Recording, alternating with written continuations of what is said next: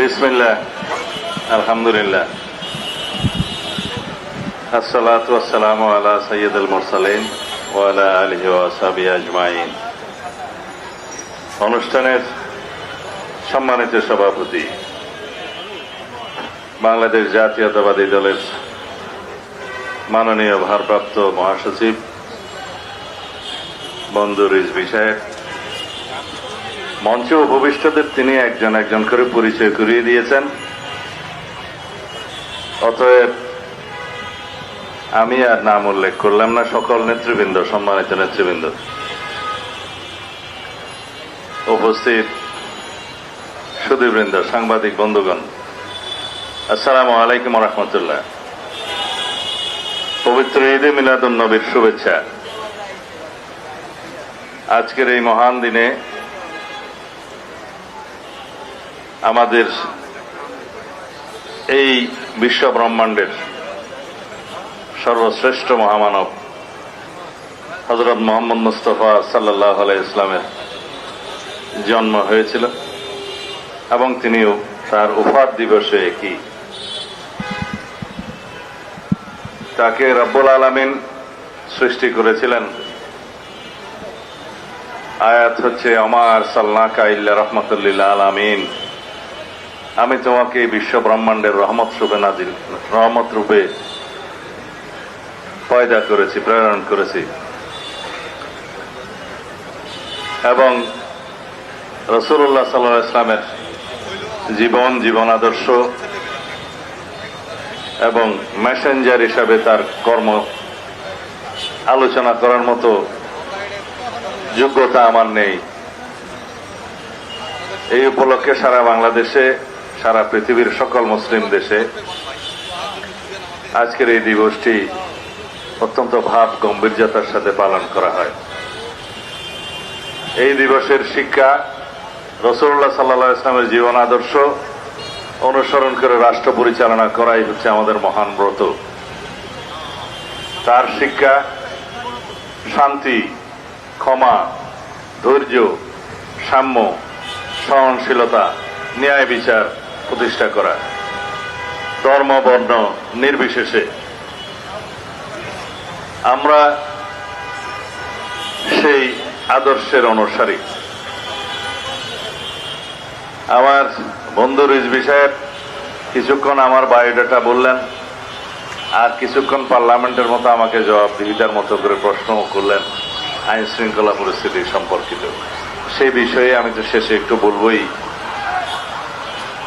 বর্তমান বিশ্বে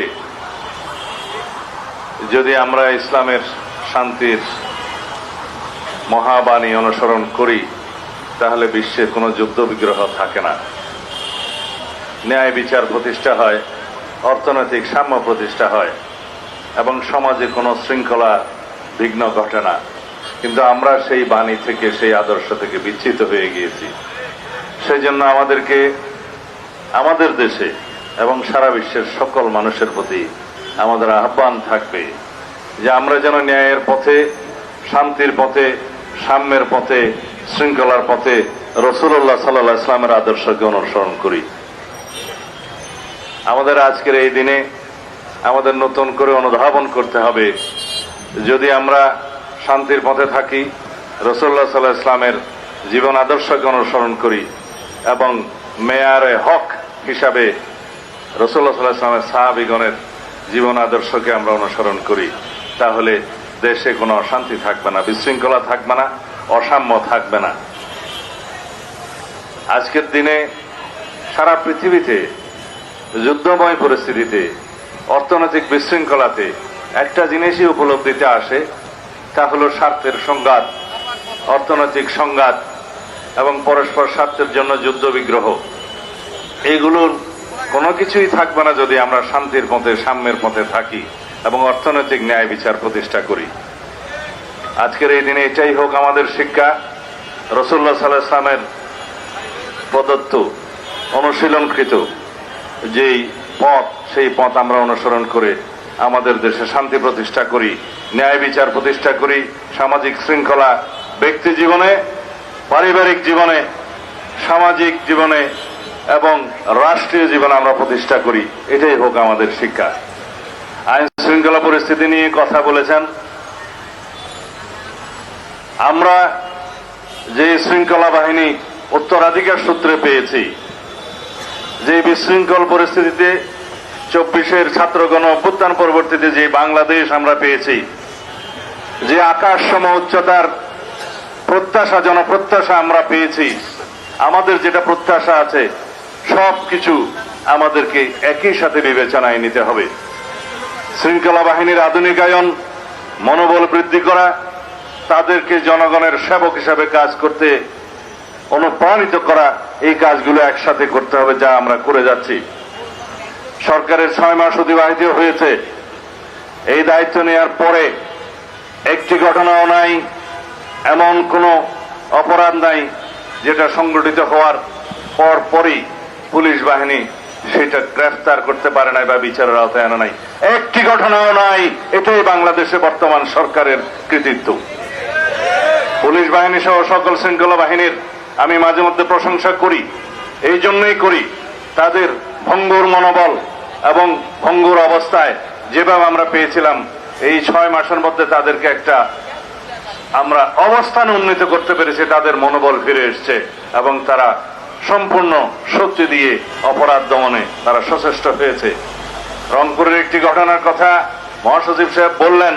সেই ঘটনা সংঘটিত হওয়ার যৌক্তিক সময়ের মধ্যে সবাইকে আইনের আওতায় আনা হয়েছে। এরকম রামিসা হত্যা থেকে শুরু করে যত ঘটনা জাতীয়ভাবে আলোচিত হয়েছে বা আলোচিত হয় নাই, প্রত্যেকটা অপরাধের আমরা অ্যাড্রেস করতে পেরেছি এবং যথাযথ আইনি প্রক্রিয়ায় নিয়ে আসতে পেরেছি, আদালতের কাছে সুপর্দ করতে পেরেছি। ক্ষেত্রমতে সমাজের চাহিদা অনুসারে সংক্ষিপ্ত সময়ে বিচারিক কার্য সমাপ্ত করার জন্য সহযোগিতা করেছি। সবকিছু আপনারা জানেন। এর চাইতে এই অল্প সময়ের মধ্যে আর বেশি কিছু আশা করা আমাদের মনে হয় ঠিক হবে না। তবে ইনশাআল্লাহ প্রতিশ্রুতি দিচ্ছি, বাংলাদেশের এই পুলিশ বাহিনী জনপ্রত্যাশিত, জনবান্ধব পুলিশ বাহিনীতে পরিণত হবে ইনশাআল্লাহ। অন্যান্য শৃঙ্খলা বাহিনীর আইনি কাঠামোয় পরিবর্তন আনা হচ্ছে এবং তাদেরকে যেমন অ্যাকাউন্টেবিলিটি এবং তাদের জবাবদিহিতা নিশ্চিত করা হচ্ছে, তাদের কর্মকাণ্ডের ট্রান্সপারেন্সি, স্বচ্ছতাও নিশ্চিত করা হবে এবং তাদের জন্য যেমন আমরা বলি দুষ্টের দমন শিষ্টের পালন নীতি অনুসরণ করা হচ্ছে, তাদেরকে আমরা পুরস্কৃত করছি, অ্যাওয়ার্ড দিচ্ছি, সনদ দিচ্ছি, বিভিন্নভাবে পদক দেওয়া হচ্ছে ভালো কাজের জন্য, তাদের কৃতিত্বপূর্ণ কাজের জন্য। তবে আমরা দুষ্টের পালনও করব। রাতারাতি বৈপ্লবিক পরিবর্তন আমরা কেউ আশা করতে পারি না। ইনশাআল্লাহ আমরা আমাদের মাননীয় প্রধানমন্ত্রী, এদেশের গণমানুষের নেতা জনাব তারেক রহমানের নেতৃত্বে, নির্দেশনায় আমরা আইন শৃঙ্খলা পরিস্থিতিকে একটা এমন পর্যায়ে উন্নীত করতে পারবো, ইনশাআল্লাহ জনপ্রত্যাশা পূরণ হবে। এই বাহিনী জনবান্ধব বাহিনী হিসাবে নিজেদেরকে প্রতিষ্ঠা করবে। আপনারা সবাই সহযোগিতা করবেন, অন্তত তথ্য দিয়ে, সহযোগিতা দিয়ে আপনারা সকল বাহিনীকে সহযোগিতা করবেন। ইনশাআল্লাহ আমরা আপনাদের সাথে আছি। আজকে এইটুকু বলেই শেষ করছি। ধন্যবাদ সবাইকে। খোদা হাফেজ।